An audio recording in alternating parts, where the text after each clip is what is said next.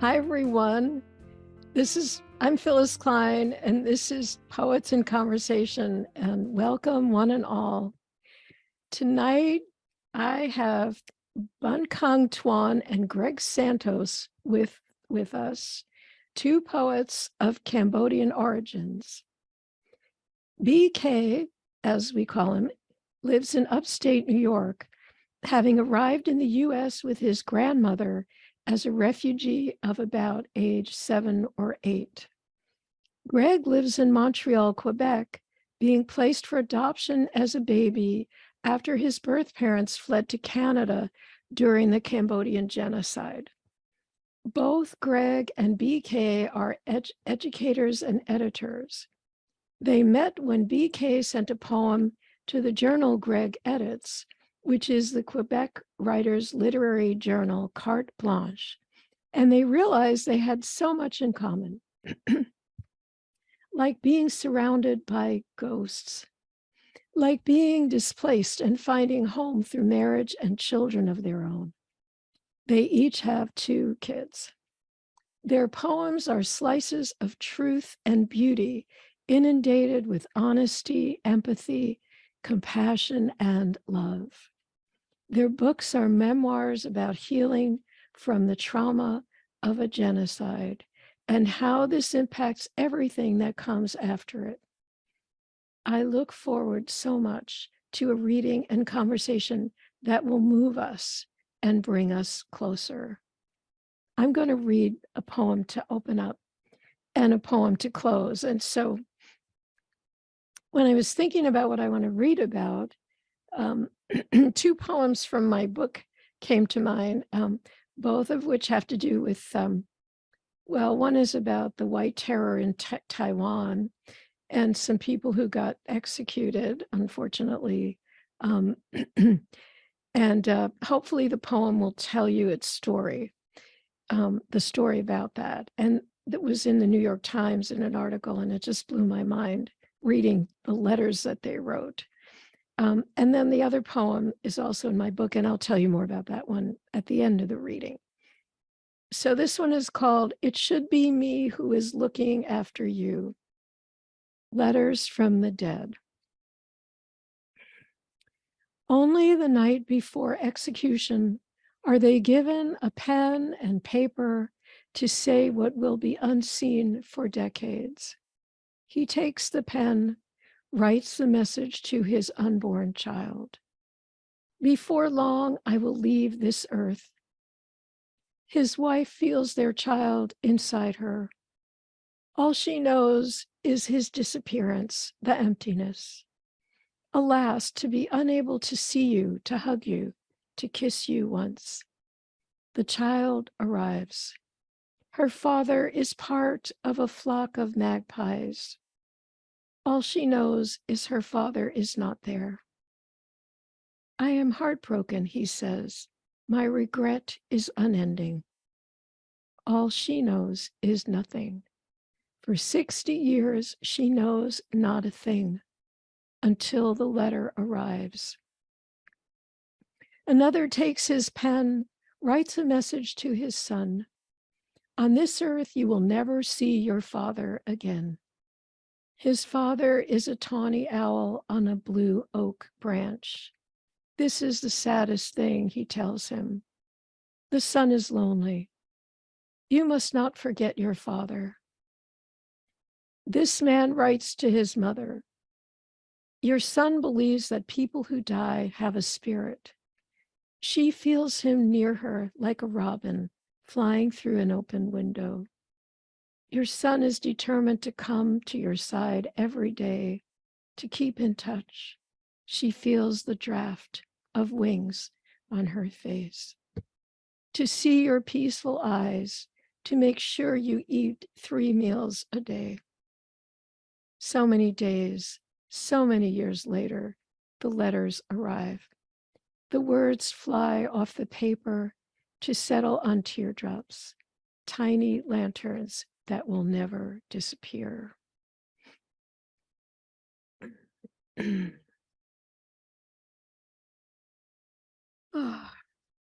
So Now I'm going to introduce BK.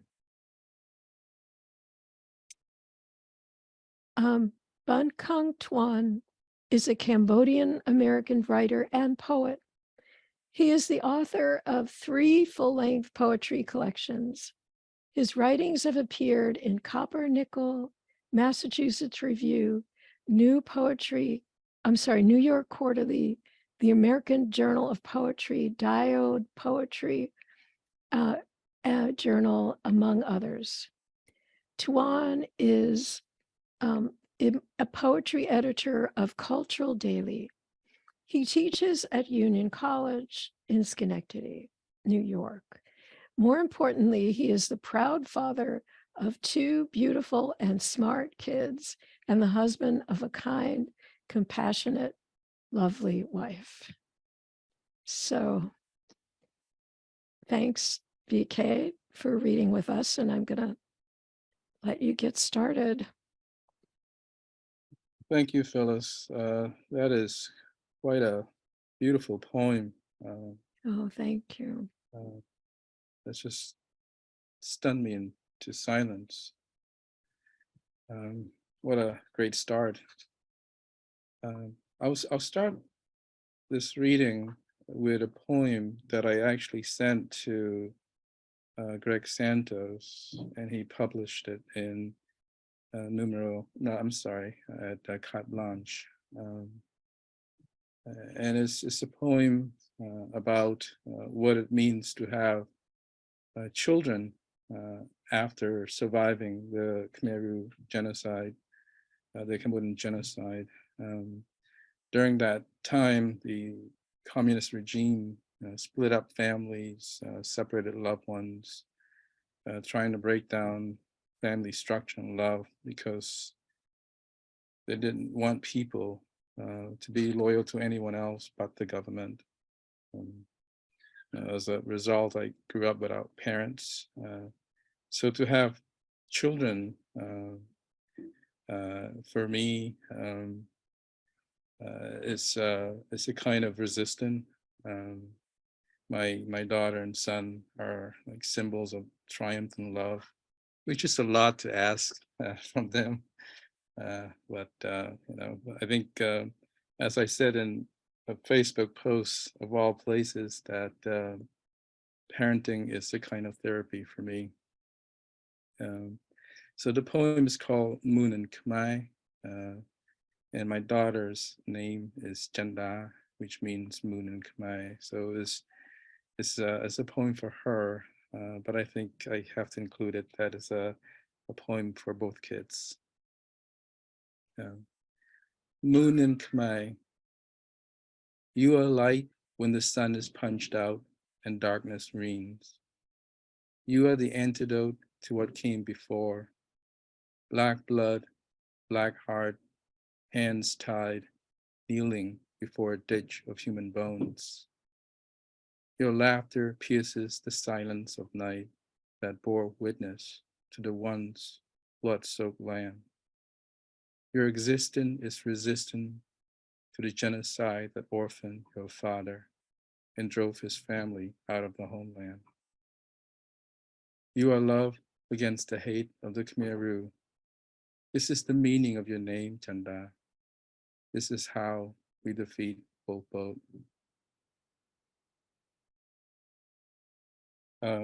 I invited people to attend this reading, and one of the things that I did was like, and I'll read a poem and dedicate it to those who came. So this one is for Nancy.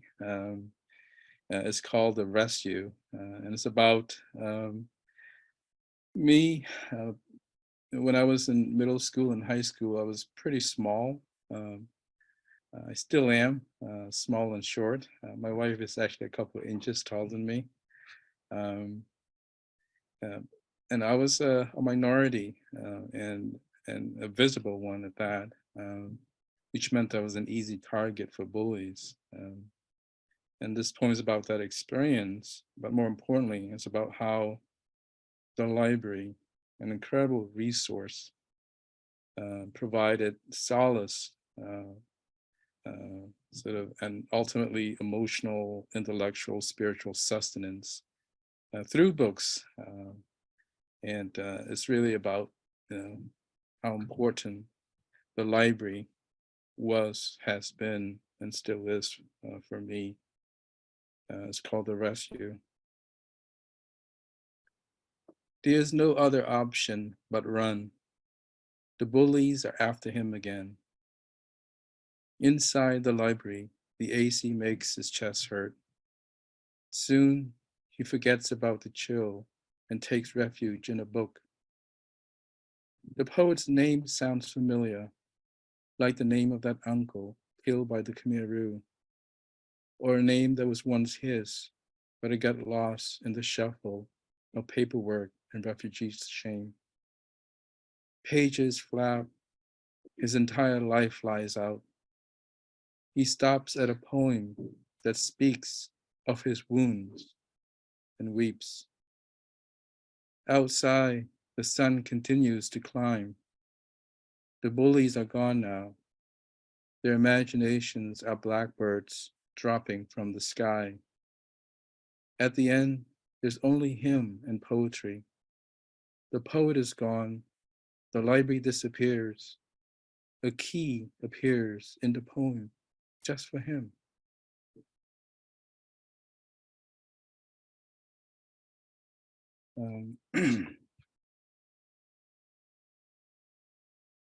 As a child survivor of the Cambodian genocide, I think one of the challenges for me as a parent is to figure out how and when to share with my kids this particular history. Um, the atrocities of the genocide, losing parents and relatives, and also having a difficult childhood growing up in the States. I wanted to share this part of my life with my kids without the risks of traumatizing them.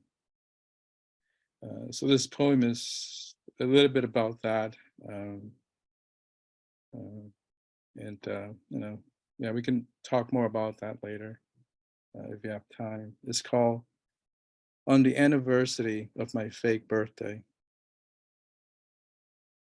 When the Khmer Rouge put a plastic bag on the neighbor's head, picked and dragged him away, his last breath extinguished, his broken body thrown in a ditch with other corpses, some with blood still warm and others decomposed in the hot sun. Your birthday was the least of anyone's concern. What concerned your uncles, aunts, and grandparents was survival, which meant catching and killing a black snake to supplement the meager ration of rice, water, and morning glories they call lunch and dinner. What was glorious was hiding the food to share later in the dark with family, Ye blowing on the embers to cook the snake's chewy meat. Your uncles and aunts looked on quietly like hungry ghosts. Your birthday was the least of anyone's concern. What concerned your uncle at the refugee camp was making sure no one got separated. Your birthday was invented to fit the refugee story. A paper family glued together. A neighbor turned into an uncle, and the neighbor's daughter became a sister. When you have a family of your own 30 years later, your 5-year-old daughter can't go to sleep on the night before your birthday. Reminds you the next morning of the celebration to enjoy.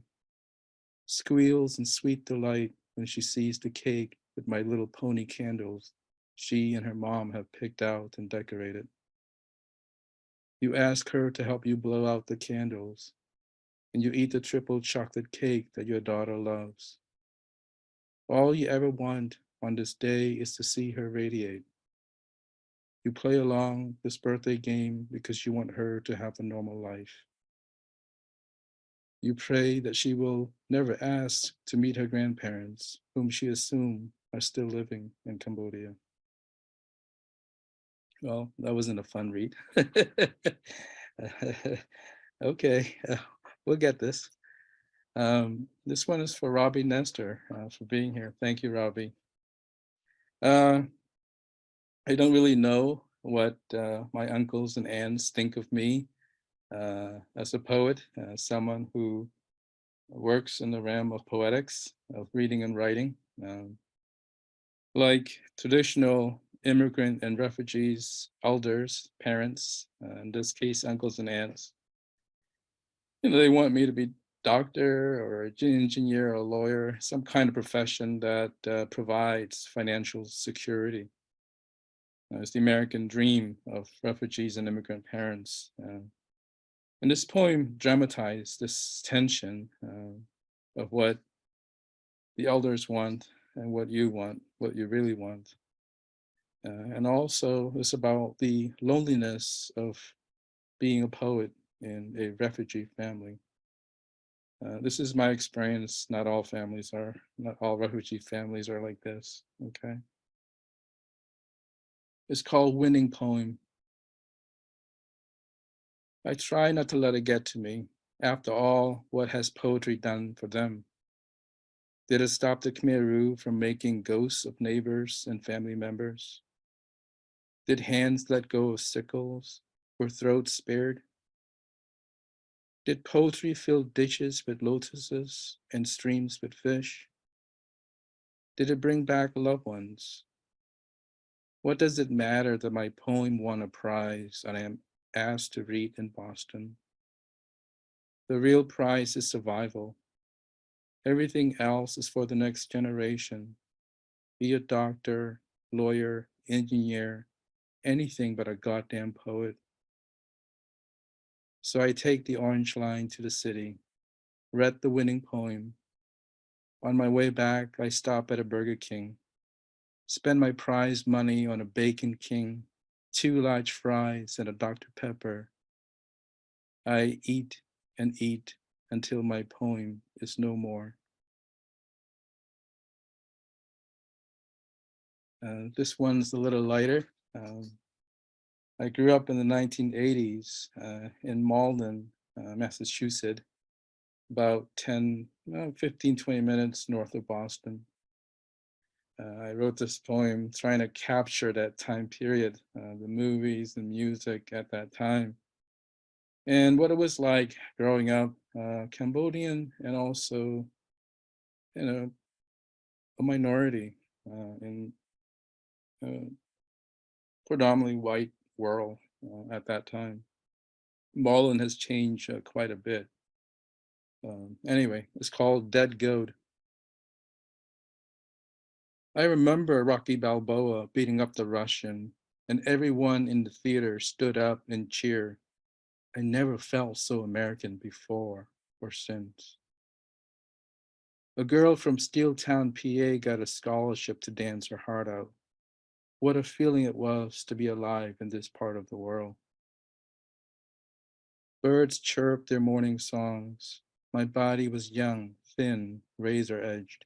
It moved as quickly as my thoughts. How anything that felt important was so far away, like Linda Hughes in the English lit class, like getting a driver's license. Back then, a slice of pepperoni pizza and a cold can of cherry Coke was lunch and dinner. My body was burning up and I was going nowhere.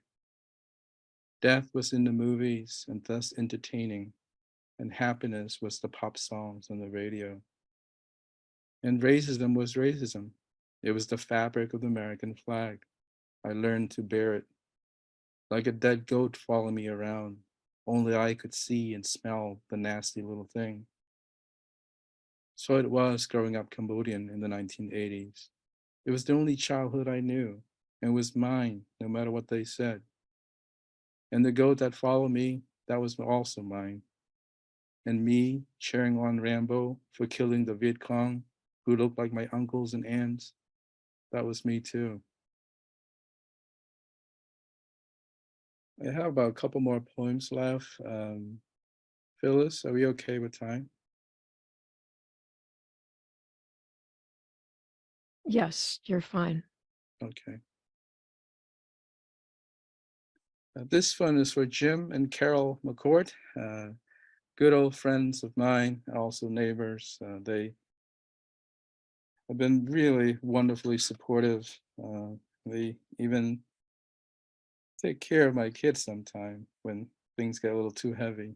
Um, but this poem is about survival. I was thinking about what survival meant. In fact, most of my poems are about survival in one way or another. But in this poem, it's about the contradiction of war, how the US bombed Cambodia, consequently solidifying the Khmer Rouge forces. And then after the Khmer Rouge regime fell, the US sort of took us in as refugees. So I was trying to wrap my head around this contradiction. The poem is called What Is Left. What is left after war is the gratitude for what is left. My dreams are filled with ghosts looking for home. The dead speak to the living through my poetry. Each time I write, I rebuild, retrieve what was stolen. Nothing is dead until I let it. English is not the language of my birth, it is the language of death. More bombs drop on Cambodia's countryside than in Hiroshima and Nagasaki. I was bombarded by this language. I had no choice but to use it. I stand on the precipice, listening. Ghosts are ancestors asking for light. I holler to celebrate the dead and the living. Look ye, look da, look boo, look ma, look mean, look om. Your tongues are my tongue, and we are telling.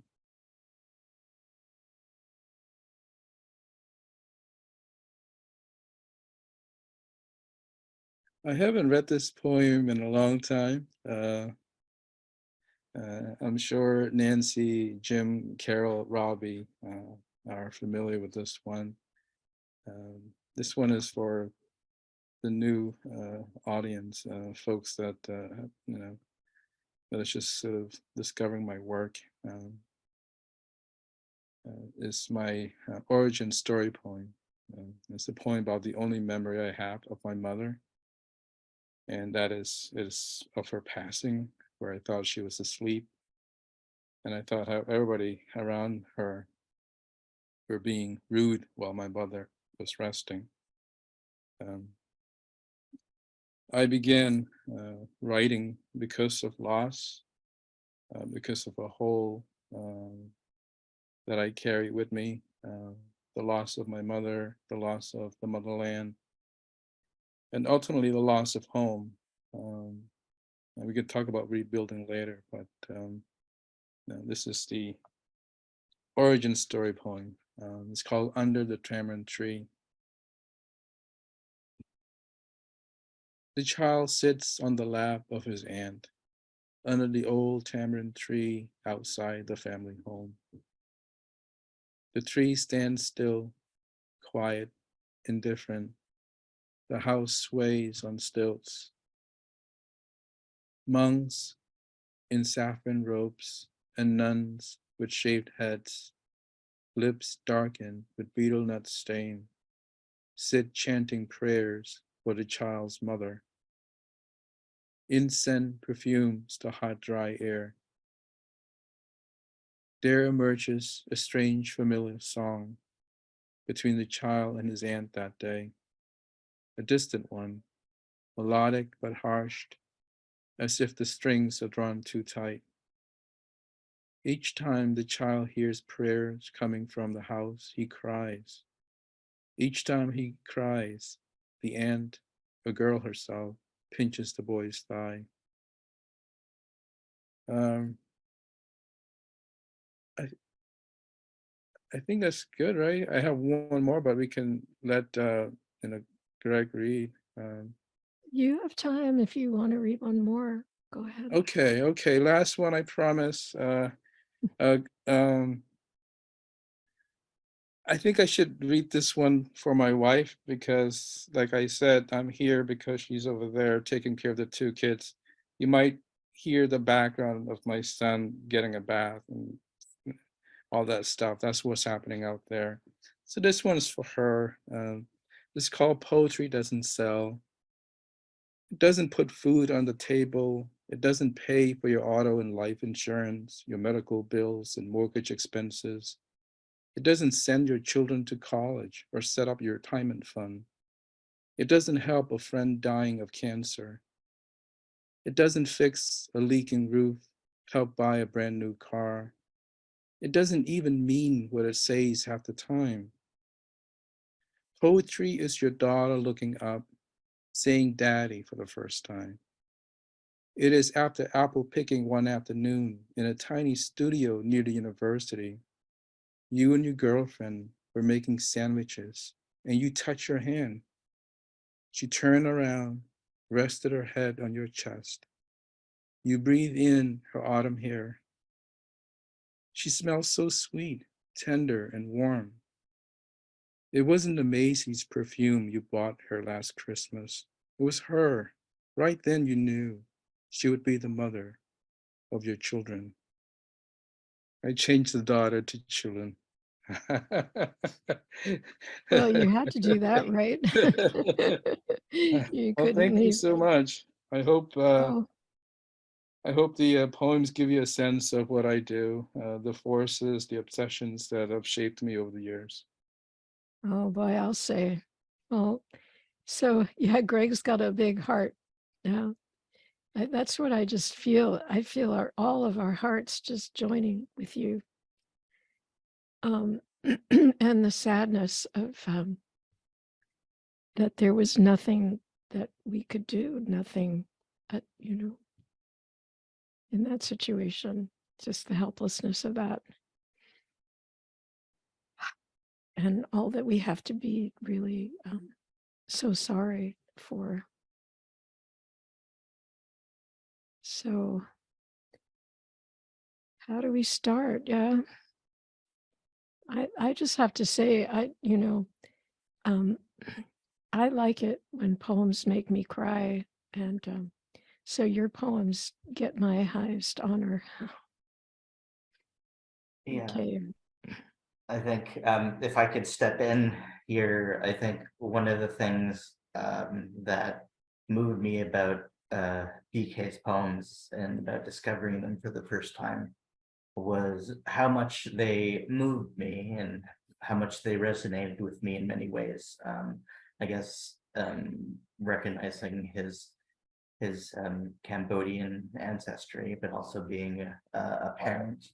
And I think all of his books, like I have copies of Gruel, I have them here because I just been wonderful to just kind of go through them beforehand. So I was blessed, and the doctor will fix it, right? And I think they were all wonderful collections to discover, and I feel like it filled in a lot of gaps for me, and I think just really resonated with me, and I was very pleased and honored to be able to feature the poem that you read, the first one, Moon and Khmer, um, and that we were able to publish it in carte blanche. So I just think that just wonderful that I was able to get a chance to feature BK's work and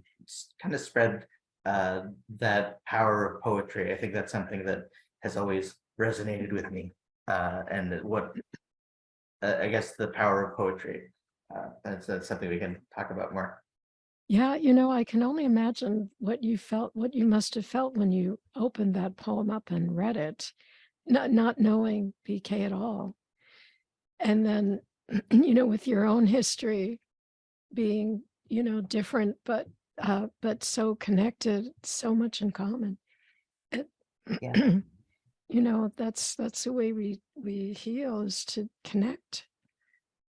And so that poem might have even had sparks on it when you read it. Mhm. Is Yeah, that and right? I think also it made me I started writing more about my family, about my kids, about my identity. Over the past few years, my book that I'll be reading from Ghost was 2020. But I know these are a lot of the poems that end up in that book were either stuff that I wasn't sure I felt comfortable sharing yet. And I think reading work like BK's really helped open it up for me and helped me feel comfortable doing so. Just that vulnerability and putting it out there, and just hoping that because those resonated with me, that maybe that mine could do so for other people, no matter what our backgrounds and circumstances were. I can tell you they do. Yeah. So, so yeah, BK, what was it like for you to read those to us? I mean, I imagine you've read them many times before, but what was it like today? I think, each reading, there's always sort of an anxiety about when I'm going to break down.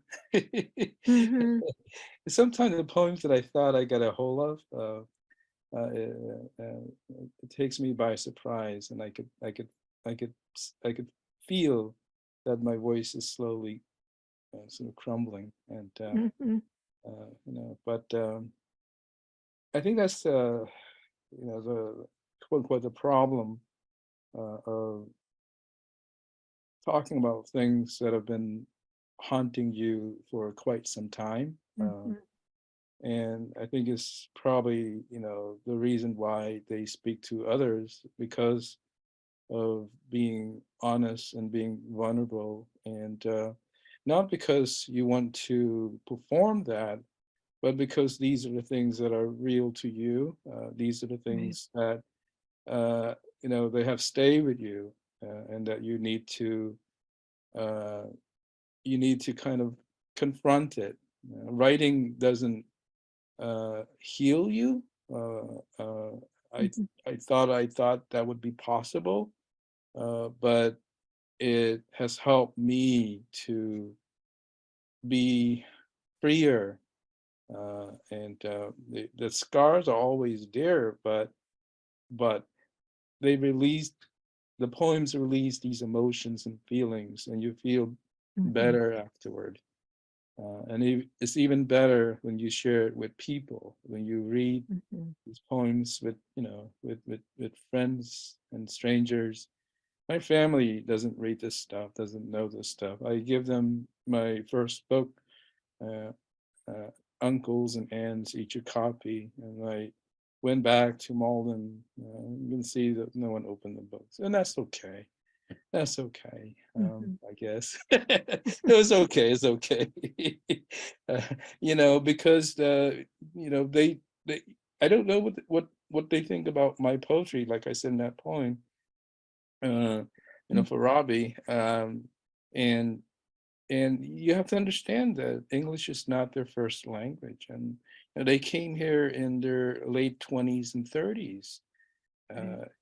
So this is my art. This is what I'm comfortable doing, and it has worked for me. It has helped me, and so it's we're different, generationally, culturally. And this is what I do. That poem about the winning poem, I mean, it's really me dramatizing that that distance. So yes. Let me read some of what's in the chat. So Robbie says, wonderful set of poems, so honest. And it is, that honesty is just so palpable, and so love it. There's so much love in there. Patricia says, this felt like your heart was speaking to me. Then Robbie says, I can tell you that relatives don't always appreciate when you air these things. Sometimes they get angry. And Nancy says, not everyone is inclined to read poetry, I have found. So all of that is true. And yeah, I was going to say too that some people don't want to talk about it. They don't want to think about it. They want to just try to pretend that it's in the past and kind of try to move on.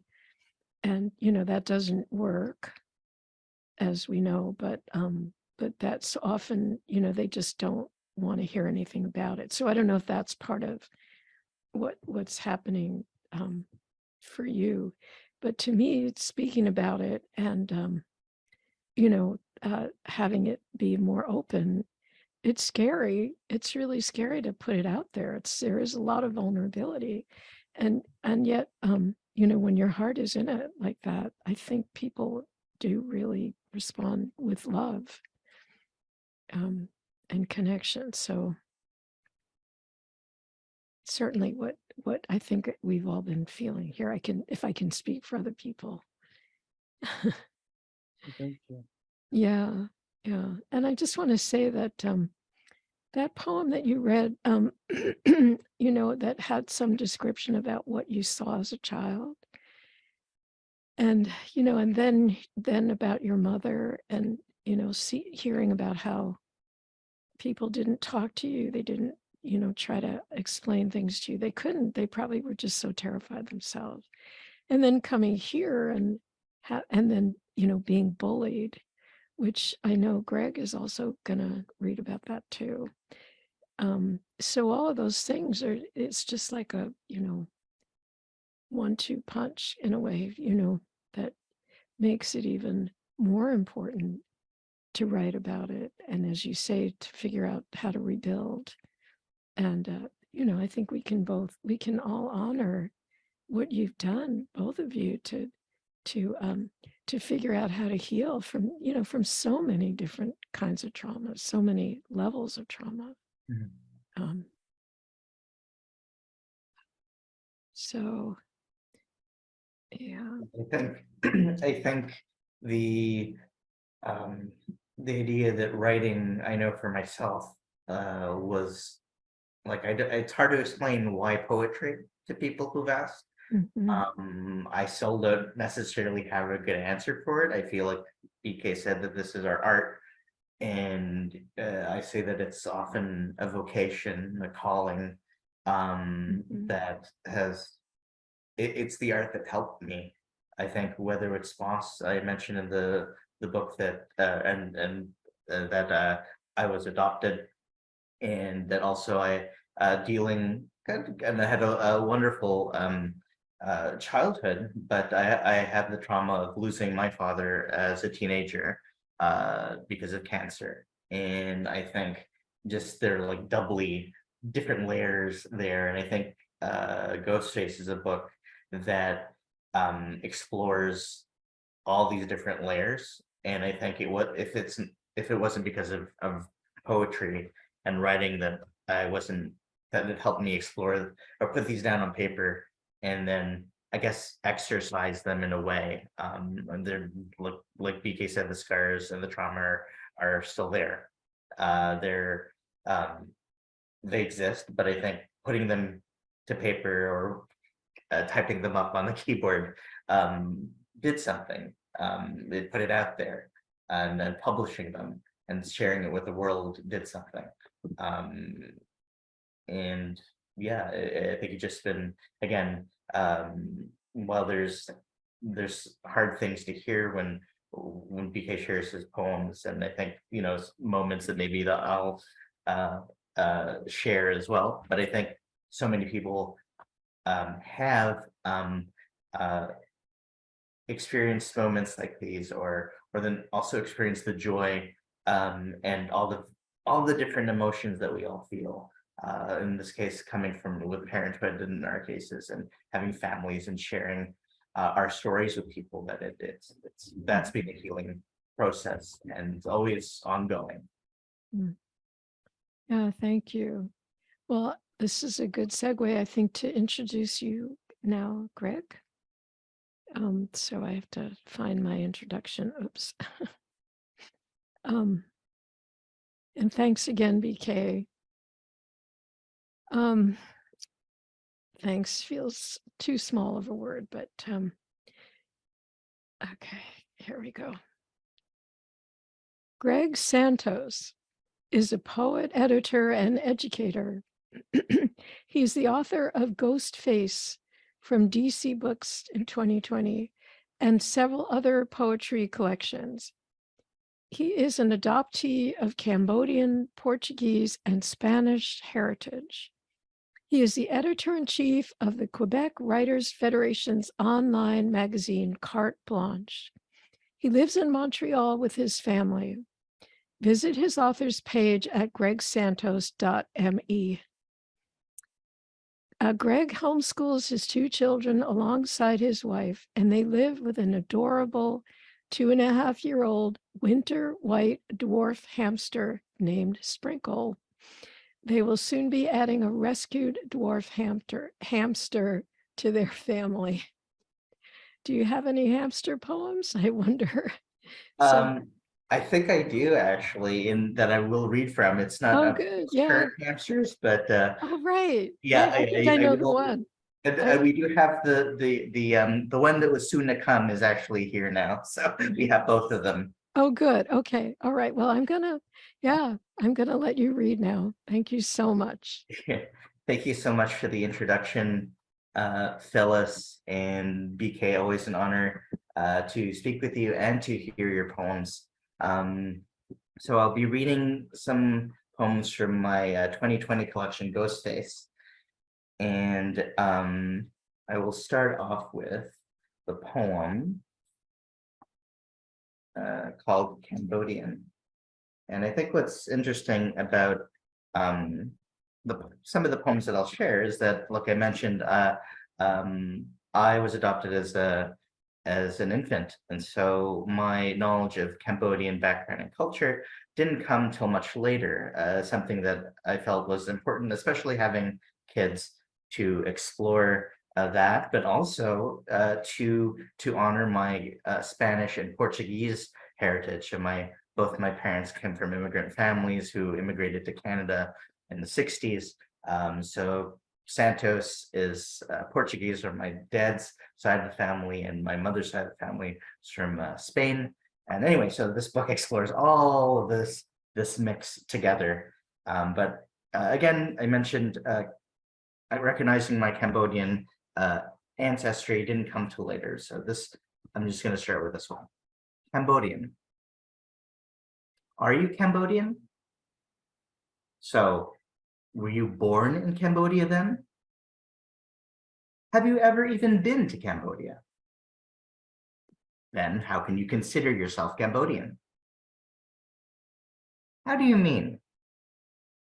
Most folks think you're Filipino. Remember when someone put you on a Twitter thread for Filipino writers? How did that make you feel? It's the last name, Santos, throws them off. Santos, it's Portuguese, right? Honestly, this is confusing. It's like you're actually Cambodian or something.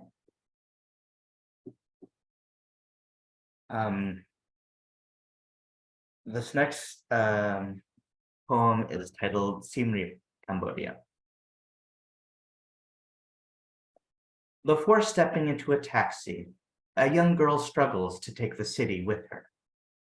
Warm, sticky air bathing the street market, comforting scent of fragrant rice, pungent odor of dry fish, raw flesh on butcher's hooks, chickens squawking from wire pens, crescendo of rickshaws, scooters, bicycles. The city she will no longer call home.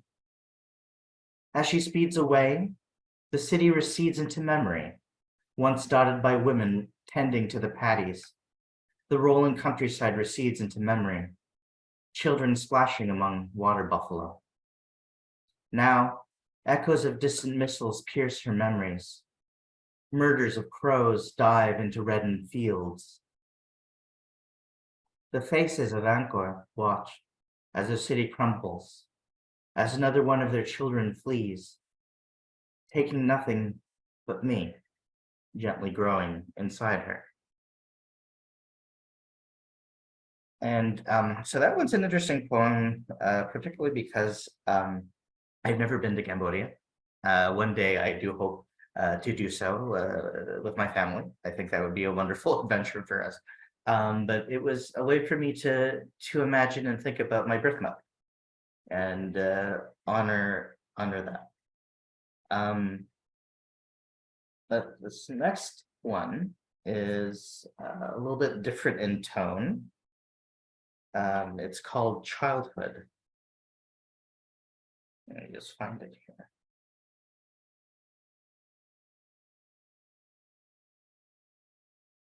Taking Polaroid pictures of my Transformers.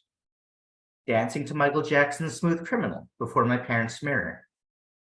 Pretending the pool cleaning robot was a sea monster. Wrestling with Tata, my grandmother, breaking her glasses.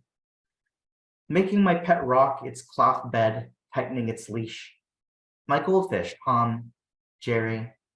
My hermit crabs, Big Bertha, Hermie. My dwarf hamsters, Nutmeg, Tiger, Lucky. My sea monkeys, Sharky, Finn, Minnie, Mickey, George, Tiny Tim, Mo, Cutie Pie, Cuddles, Flip, Joy, Micro Machine, Bumblebee, Marco, Bolo, Chocolate Chip. At the barber hiding Playboy in The Economist.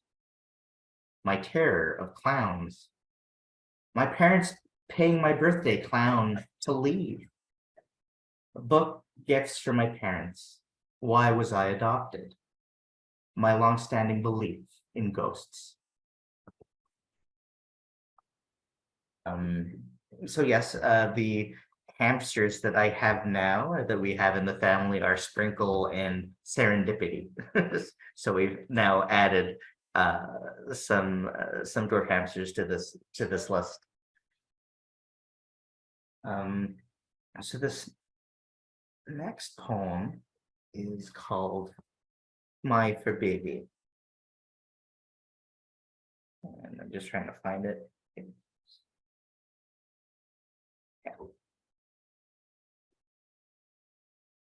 In my past life, did I have a name, or was I just Hiro? Short but sweet.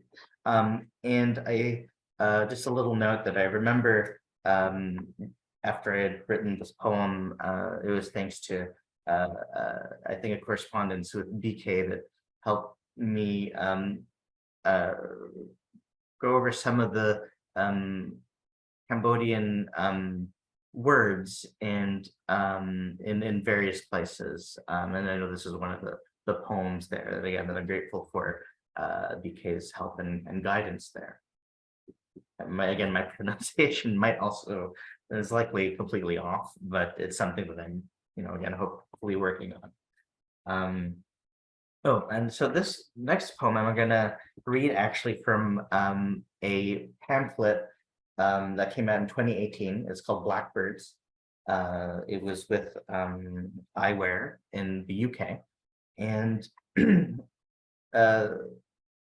this is an interesting collection for me, just because I think it was my entry point to the poems that end up showing up in Ghostface. I think it was me when starting to write more about my ancestry and identity, and I think I wasn't sure about it, and I wasn't sure how it would be received. But I think after writing this collection made me want to go and dive into writing a full-length collection, would end up becoming Ghostface.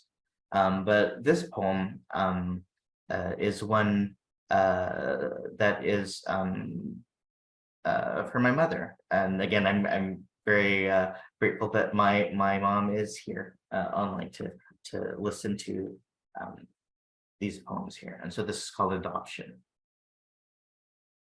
I lost my talk when you asked me how I liked this country.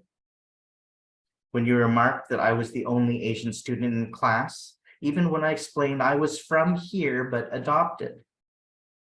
When you pulled your eyes into slits, when you slapped your chest, beep beep, called me Sulu. When you said it was a shame that I wasn't teaching my daughter my native language, after I told you we spoke English at home. When I came into the store to buy cookies, and you told me to get out because no one had ordered any Chinese food. When I was in kindergarten, and you told my mother that she wasn't my real mother because I didn't look like her. I found my talk when my mother asked you to touch her arm. And when you did, she said, "Now, do I feel real to you?" Thank you. Yeah. This next poem is called Journal Entry.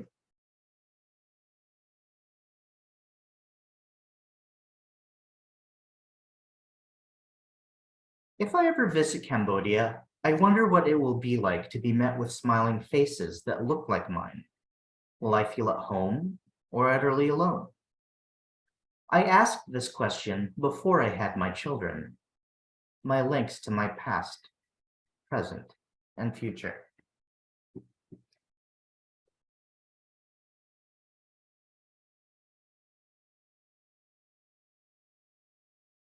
And so this one comes from some nicknames I had growing up, and they're kind of fun. Okay, my parents called each other Chuchi. Was it short for those 80s Monchichi dolls? I don't really know what a chocolatito plus is, but it was my father's term of endearment for me. My family referred to me as El Nino, both a dear one and an extreme climate event. Let's see. Okay. I have a few more from Ghostface.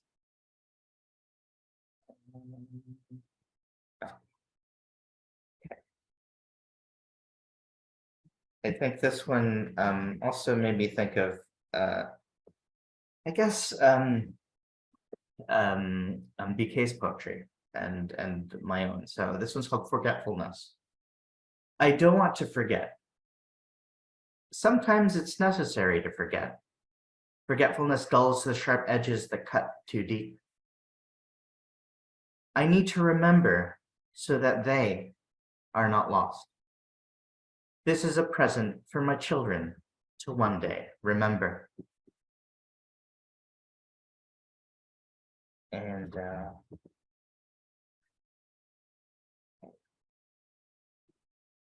next one is one that I'd like to think kind of touches on, again, my varied and multifarious background. And it's called Dear Ghosts. One cold, rainy spring evening, as I was drifting off to sleep, M showed me a passage from a new book. Here, a part about the universe, atoms. Atoms, such a beautiful word, like cellar door and hope.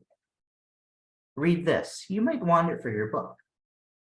In it, I read how when things die, their atoms don't disappear or cease to exist, but are redistributed. An ancient fern becomes coal.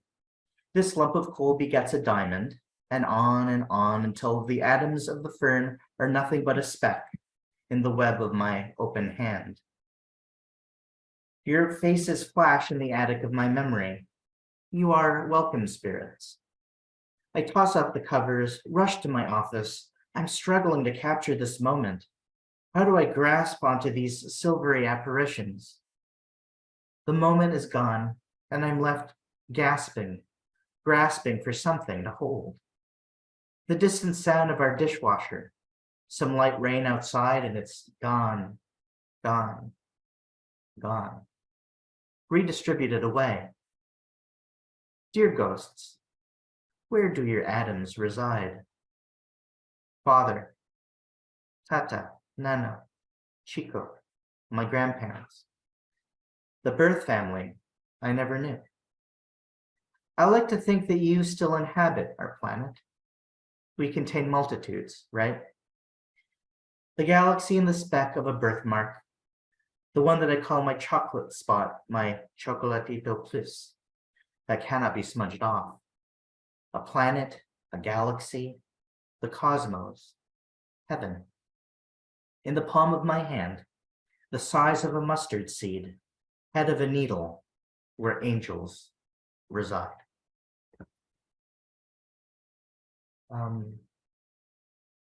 So yeah, I mentioned my father in this one.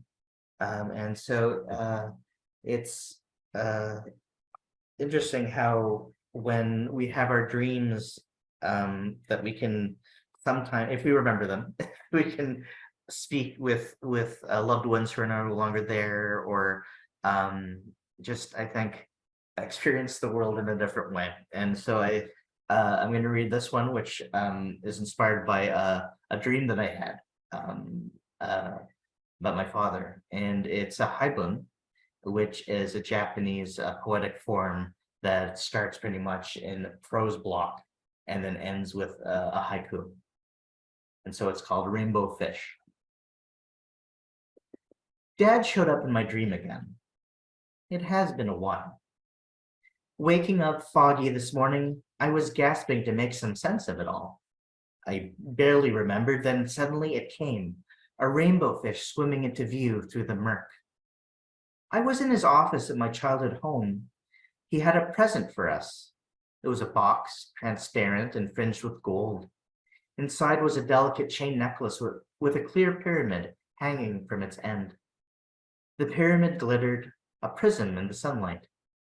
Inside it were tiny flowers, flowers of lace like baby's breath, but sweet smelling. Cinnamon, I think, lavender, several other spices I can't remember. Dad's voice said it was for us. I looked around. I don't know where his voice was coming from. He was no longer in the room. The kids were beaming with excitement. I told them, be careful with Grandpapa's glass box. But I was smiling too, before the dream modeled away into wakefulness. This tremendous fish, under marble rainbow skies, half out of water. I have, I think, two more pieces, if that's okay. And this one is titled Crystal Pepsi, after, I think, if you remember, back when Pepsi had a clear cola. Crystal Pepsi. I watch you asleep in your crib, my heart a pulsar emitting beams of light. Like hummingbirds, your eyelids flicker. Here I am wishing I were a net. When I am away from you, my heart calls out a plaintive whale song. I must admit, I find this startling when I'm showering or on the web. They say you cannot hold on to a snowflake, but if Pepsi can create clear cola, what then is not possible? And I'm going to end with one more poem. Thank you, everybody, for listening. And I'm looking forward to, I see that there's some comments in the chat. We'll look forward to seeing those. And this one is called Shall We Dance?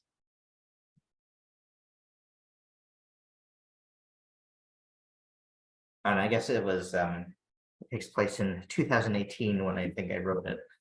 So it says that I was 37 years old. I'm not 37 years old anymore, but okay, it's called Shall We Dance? The Mars Insight lander touched down on the red planet on November 26, 2018. I am 37 years old.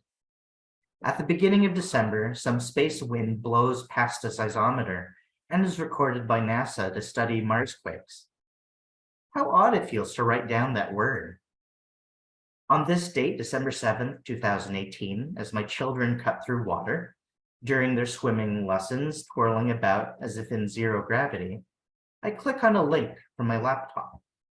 Wind blasts across the lander's solar panels, and I am an earthling on this tiny blue planet, listening to a Martian wind for the first time. Today, I get a haircut, shrug on a blazer for an evening party, mingle amid the clinking of wine glasses. We celebrate the holidays. Listen, heard best with headphones. Can you hear that low pitch? It is Mars's heartbeat. There's so much darkness right now. The building of walls, our deep-rooted fear of aliens. Yet we are alive. We are alive to hear a Martian zephyr, so privileged to hear the first sounds ever recorded on another planet. Today, I woke up to my son snuggling me, awakened by his words, "You are the best daddy ever." I feel so lucky to be the best daddy ever, to be alive right now. I admit I do not always feel this grateful. Small irritants, microaggressions have a tendency to ruin the day. The gravity of our world always pushing down on our fragile bodies. We are not always thankful. But today I am, and I hope you are too.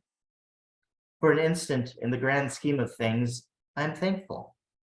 To feel this alien wind blow across my heart is but a reminder that I have lived, to hear my children's breath, a zephyr, a reminder that I am sharing this tender moment between our planet and Mars.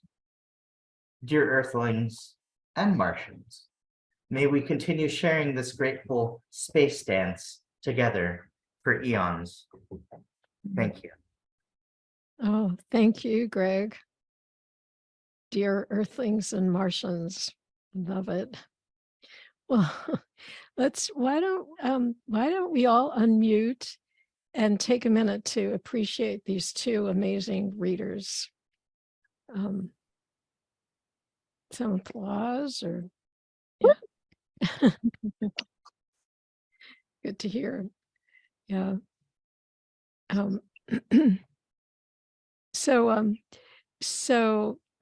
Yeah, why don't you mute back up and let's see, before I start asking questions, is there anybody who wants to jump in and say something now? If, and if not, I will, we'll go ahead. So let's see, some of the comments in the chat. I think it's a lot of appreciations, Greg. I can say that now. yeah, I can say that a high bond just is awesome. You're really good with that form, and that's not always so easy, right? That the haiku at the end is just really masterful.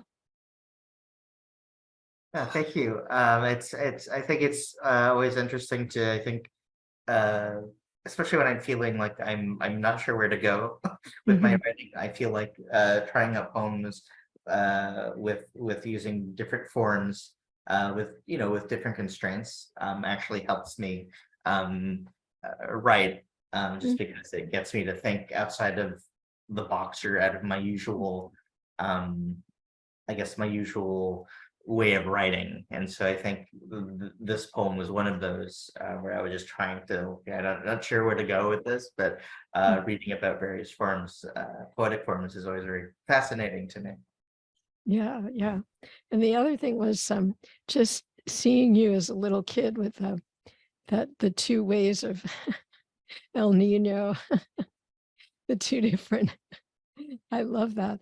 I love both of you, your connection to childhood and how you can inhabit that as adults. I don't know that there are many men who actually do that. So it strikes me and stands out. Do you notice that? Has anyone mentioned that to you before? Or how do you notice that? Well, I guess I just to answer that one, I guess, is that having kids, I find makes us channel a lot of the times how we play that childhood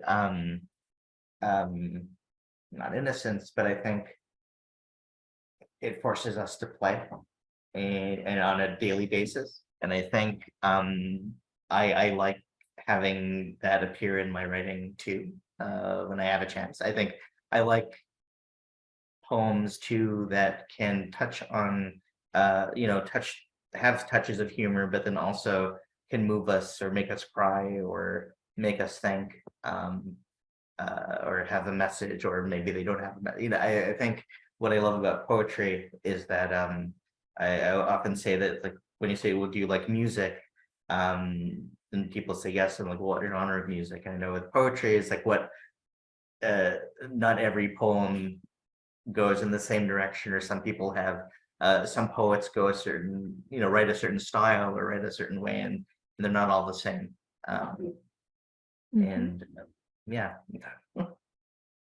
When I was listening to Greg's poetry, I think I was very struck by, and not surprisingly, but always been struck by the commonalities that we share, especially the way our poetry serves as a kind of memory through writing and imagination and some research for our children. Um, Greg has an older daughter and a younger son, and I have the same combination. And yeah, it's. I don't know about you, Greg, but I think my way of parenting is a very conscious way to sort of it's a conscious awareness of my past and my history, and so it's just, and like you said, it's a way to reclaim a childhood that I didn't have. So that's, and I noticed that in your work, you have some really moving, imaginative, direct, and honest poems. And yeah, and one other thing I wanted to say, um, you're Cambodian in my book. You know, once we're kicked out, and I don't mean like, Yeah. metaphorically, once we're dispersed, uh, we have different sort of connections to Cambodia, our motherland, homeland, however you want to call it. And and I'm slowly kind of losing it because I've been here for quite a bit, for some time now, and my kids too. So I don't this some of the problems that I could foresee, for us is like this idea that some people might have. It's like, oh, are you Cambodian? Are you not? I mean, that's the poem that one of the poems that you had, addresses that quite well. I think it ends with like, Cambodia or something, right? But the point is, once we're thrown out into the diaspora, we are who we are, and but the connection is there. So for me, you're Cambodian in my book. Okay. Thank you, BK, and I appreciate that, and I think um, it does make me think when I say, I the way we contain multitudes, and I think it just took me a long time to kind of get that and appreciate that part of my blood, but then also uh, all my various other selves, and I think what's helped me is, encounter writing by works like yours. There's an anthology that came out through Manoa out of the University of Hawaii that published work that BK and my writing are they're in, and I was able to go to the AWP conference just recently at Seattle, and we had a panel on Cambodian writers or the like diaspora, and I just found it fascinating to be able to, also lots of these people who are just online, I think, to be able to see them and meet them in person, and to say maybe be invited to go out eat at a Cambodian restaurant in Seattle, I think, and have us all eat together, and but just while there are a lot of differences from our backgrounds, a lot of people say, look, I don't speak Khmer at all. To some people, like, either I'm losing it or I grew up not having it around me, and or people's just background with their families are they don't have that connection, or they're trying to.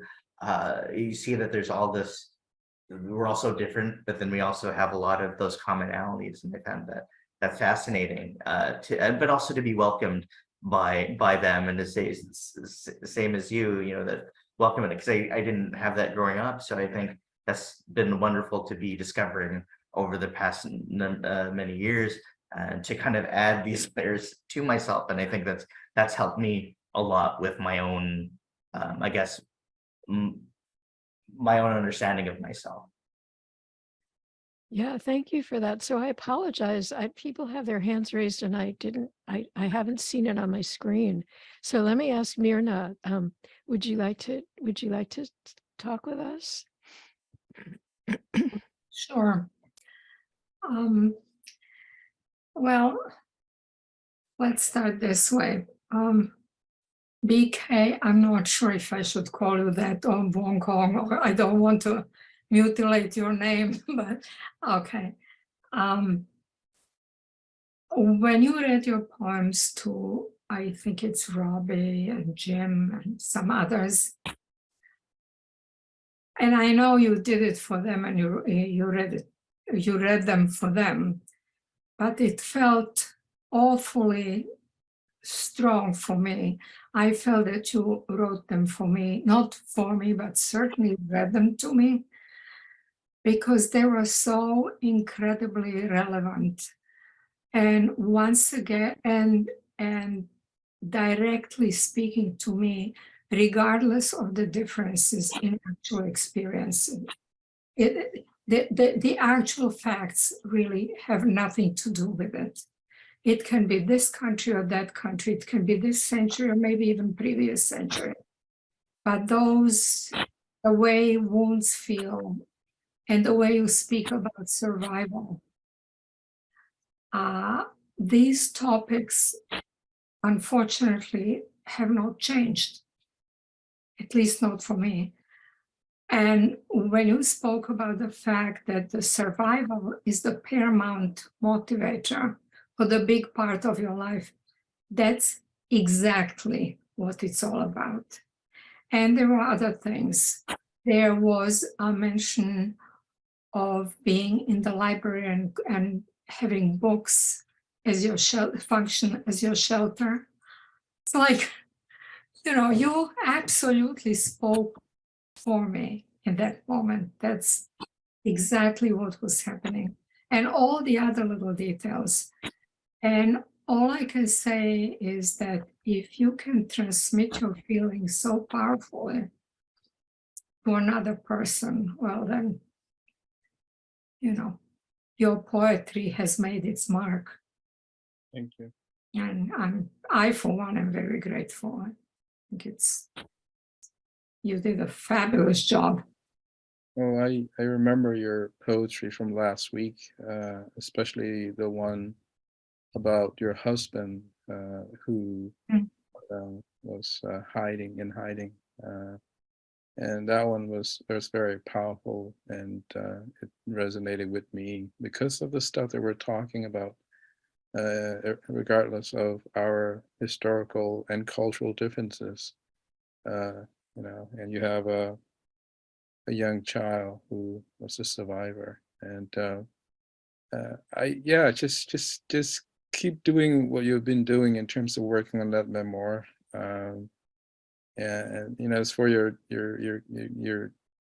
family, the younger generation, but also, as you said to me, that it also speaks to the world right now that we're living in, a world that doesn't learn its lesson, that nobody wins in war, that refugees happen in war. And it's just awful stuff. I don't like it. I hate it. I don't really, as Greg said, these are things we don't choose in terms of being a poet. It seems natural. Greg calls it a calling. It's just you got to do it. But anyway, going back to what you said, thank you very much, and do the same, right from the heart. strangely enough, I was influenced also by Tim O'Brien, the American writer. His thing was, I want you, the reader, to feel what I feel, and that's what I want to do with my poetry and with my other kind of writing. And so that's anyway, that sort of it's just, we just don't learn. I don't know why we don't learn. And it's just get worse and worse. Or maybe because of social media, you see things that you shouldn't be seeing.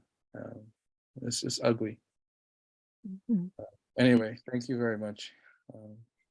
Yeah, thank you. Thank you, Myrna. And I know Robbie also, would you like to say something to Robbie? You can unmute. Yes, I have.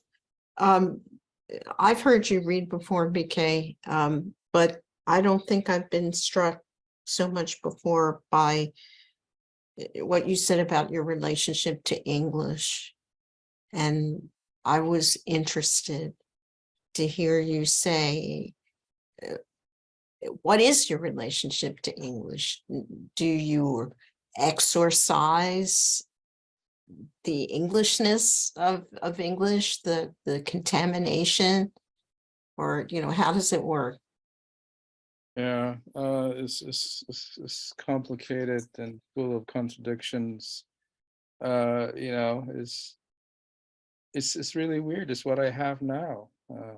I'm a professor of English. I teach American students how to write. I teach American students how to read.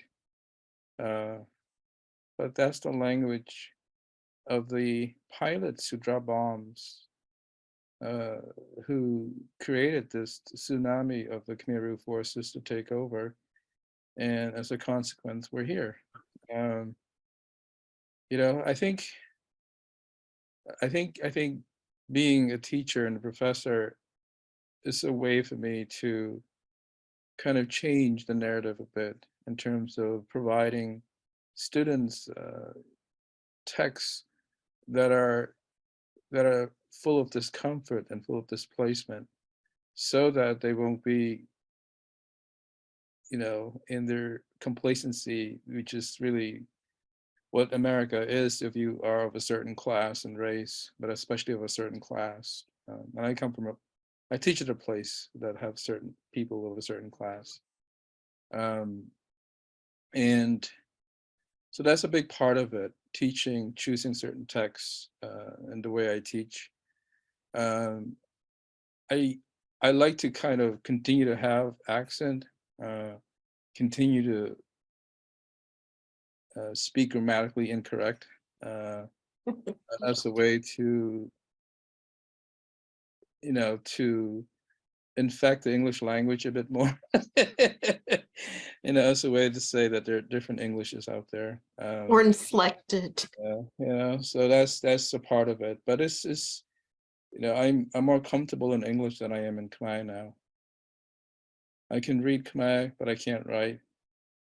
When I call home, I do notice that there are certain words that I forgot, so I kind of circumvent that and try to say something else or ask a different question so my aunt can understand me. But I noticed that, and that's a big part of it, losing it.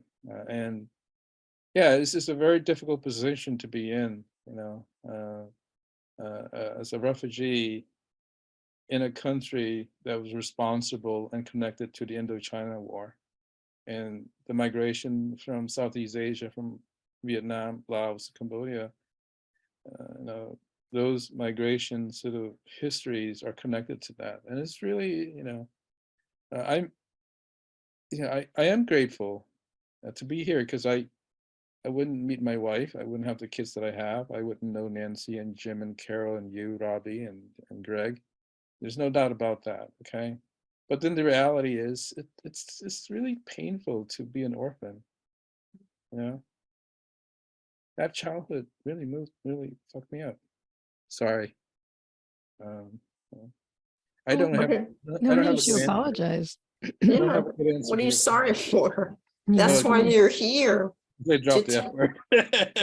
That's why I asked you. Yes. So I'd actually like to ask a question for Greg. Is that okay, Robbie? Are you, did you feel like you got the answer that you were looking for? Yes, thank you. Yeah. So you're welcome. Thank you. So Greg, so yeah, and both of you actually, there's ghosts everywhere. And I noticed that you have a lot of poems that have ghosts in them, the word ghosts and the ideas of ghosts. And it's gotten me thinking a lot about, that writing more about ghosts, because I think it's a really evocative way to think about trauma. And so, Greg, you had your book had a different name at first, you say, and it Yeah. was yeah. So I and then you said I was reading somewhere that you said that your wife helped you find the name that it has now, which is Ghost Face, right? So Yes. yeah, and the cover is so amazing. That's a picture of you as a kid, covered up with these ghost papers. Yeah. Yeah, Yeah. yeah. So maybe tell us a little bit more about how you came to change the name and how your wife helped you with that, and Absolutely. how you think it informs the book now. Yeah, well, I think actually the poem, the book originally in the original incarnation of the manuscript was called Dear Ghosts, Mhm. which is the one of the poems that I read.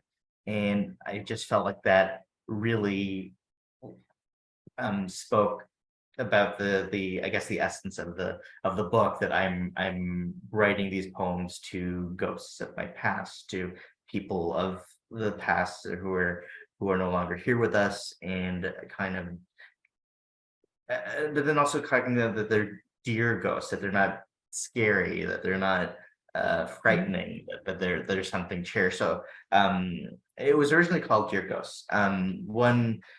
One thing that came up was that around that time, I think there was a book that had come out called Dear Reader, which was a wonderful collection actually too. But there's another, like, I think there was a book around the time that also called Dear Ghost or something like that. So they're very similar titles. And I think I had a discussion with my publisher, like, we're gonna have to think of something else because they're very close to that. One of them was actually a poetry collection. And so just there's two. Yeah. There's a Dear Leader, I think was one of them, or Dear Reader. Anyway, so I wanted to think of something different, and I put a list of stuff, and lots of times, so the go-to person for me to kind of share some of this material with and trying to figure stuff out with is my wife. And we were brainstorming titles, and I think Ghost Face came out of it, and I'm trying to think of the reasoning behind it. And it was kind of like, all right, well, I have this conversation that I'm talking with someone, or their dialogues, sometimes from one person's point of view to the other. And a lot of times I the way I understood it was it's kind of like my pre-adopted self. Oh, And so when you have these conversations as someone's talking to me, that's kind of like this other version of me that I'm having this oh, dual, or this conversation with. And wow. I started referencing or calling them Ghostface.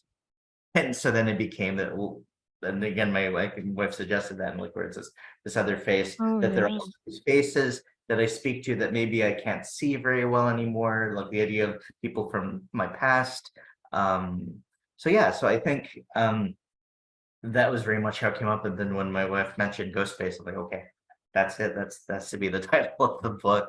And I think also the like you mentioned, the cover image is interesting because it's a photo of me when I was baptized. And so that is a very special picture for my family, because my Mhm. grandmother made the fancy little suit that I was wearing. Mhm. And this the legs in the background there, that's my mom, who is there. And it Hi, was, Mom. Yes, it was just very special for me to have this done. I think the one thing I can mention actually is I had a different cover presented to me when we were working out in the book, and ended up being a random Asian looking woman with all these kind of a pagoda in the background, and I'm just kind of like, that's problematic. I don't like this cover. It And is I just hard. It's really hard to find the I'm right like, cover. I think, but yeah, do you, I'm like, I was trying to say, well, do you know what the book is about? And you don't just put somebody that has no yeah, connection. And it seemed odd and strange. But thankfully, I was able to have a discussion with my publisher, and it's a whole, other art, design and graphic design uh, person who did that.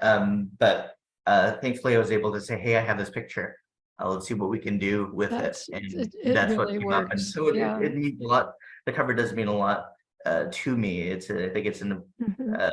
a powerful cover, one that is meaningful, but also that it just kind of just interesting, and that the idea of ghosts, I think, is one that I know I heard in BK's work sometimes, and I think it's Absolutely. something that many of us, I think, have ghosts, whether literal or figuratively, in our Yeah, past. yeah. So, yeah, before we finish up, I did want to spend a little time on repair, and I know that you we it's come up, and it's come up in in the poems that you've both written. Is there anything more you'd like to say about that before we That repair. yeah, about repair? Like you're talking about these terrible traumas and a lot of um loss and grief and terror and all kinds of really, really difficult things. And, as you're saying, it's all human inflicted. It's hard to figure out why we have to do this over and over again. It's a lot. It's a lot to crawl out from under. And so the idea of repair and how the poems, I mean, to me, your poetry, the family and the kids, your wives and your kids is really where it starts to feel like the blossoming of healing really starts to happen. So I don't know if you want to spend a little bit of time on that before we finish up, or if you have anything in a poem that you think might illustrate that, or talk to us about that. I can go first. Is that okay with you, Greg? Go ahead. No, as I mentioned before, in terms of parenting as a kind of therapy, that's a really big part of it, uh, to be given an opportunity Mhm. or a do-over. There's a poem that I published recently in the little review that sort of explores that. Um, and so a do-over with a childhood that I never had with my kids is a big part of it. Teaching is another part of it. Writing the poetry and sharing it with Mhm. everybody here is another part of it. And also, what you're talking about, Phyllis, is very true. Um, the the relationships that I have with people, building relationships with, people here like Jim and Carol, Nancy and Robbie and Greg and you. What it does is it doesn't make you feel like you're alone. One, and somehow relating to that, it restores your sense of faith in humanity. There are good people, so that interpersonal relationships that you have is extremely helpful in this act of repairing that you're talking about. Mhm. That for Thank me. you. Yeah, thank you for that. Yeah, Greg. Yeah, thank you, Yeah, that's BK. yeah. Yeah, I think BK hits it right on the nail there, that um, I think while there's a lot of stuff maybe in our past or on the news, um, I feel like venues and spaces like this, and sharing poetry allow us to have this bit of repair, the opportunity to share our writing in a book, and to that somebody could discover it and be moved by it. Or can that may have a completely different life story, but you have it resonate with them. Having children and a family, that you have this opportunity to, there's this all this scariness out there in the world, that you feel like there's your chance to kind of help bring beauty and love and life to their experiences, is something that is hard to do, but it's something that at least we try. And we don't always get right, but we try. And we I think, yeah, mentioning the whole idea of bringing a kind of that childhood play to it. I think poetry is, I mean, for me, there's a lot of play that comes in there, at least sometimes, not all the time, but it gives me an opportunity to explore that with and share that with my family and with the colleagues and people. So I think, yeah, it's a lot of that comes. I think one of the things that I do as a creative writing teacher too is that people from little kids to teenagers to adults, that a lot of people have a story to share, but not always know how to do that. And I think one thing that I still say I'm not an expert, I'm always learning, is that when I can, although my experience, I can help using poetry to share those experiences to people. And that's the way I Thank feel you. like we can Thank heal you. Yeah, the world, I guess. that's really, yeah, that's a lovely way to finish up. And and let me thank everybody so much for being here and adding your hearts. And even if you didn't speak, we really feel your presence. So I want to. So after I read this, we can stay if you want. We don't have to, but let me close out this portion of the reading with this poem that I don't think I need to say anything more about it, except that I wrote it, just as all the refugee problems became more and more up front in the news. And I thought it would be a good something to end with today, that it might fit in. Refugee heart. 1. Your refugee heart waits, displaced heart, squeezed into a suitcase, hides under the mattress. Your exiled hands fold, anticipate the moment of escape, salvation to show up down the road. Your foreign feet take you in that direction, carry away your refugee heart, your exiled hands, your immigrant eyes looking for anything familiar on the way to the new place. The fields you walk, ruined, your wanderer's legs, your castaway chest. It's quiet enough to hear your breath, your footsteps, the red cacophony of confusion and fear. Now the smack and smash of hate approaching, the smell of dirt, your desperate mouth forming no, your scramble to safety, the abandoned shack, your arms hanging like broken hands in a broken clock, your lips, waiting for words to come. The chambered love in your refugee heart holds its beats, a conductor waiting for time to begin again. 2.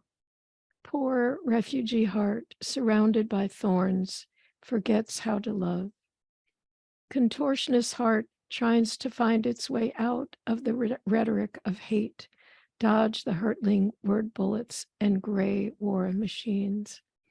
Pacifist heart, how did you get in a range of these weapons, this mass destruction? Cracked heart, backlit, fleeing, borders shut, no man's land. Somewhere a place, somewhere a bed, a meal, hungry heart, refuge near an ocean, open sky, refugee heart in red, second hand, still sweeping. Thank you everyone, and I look forward to seeing you again next time.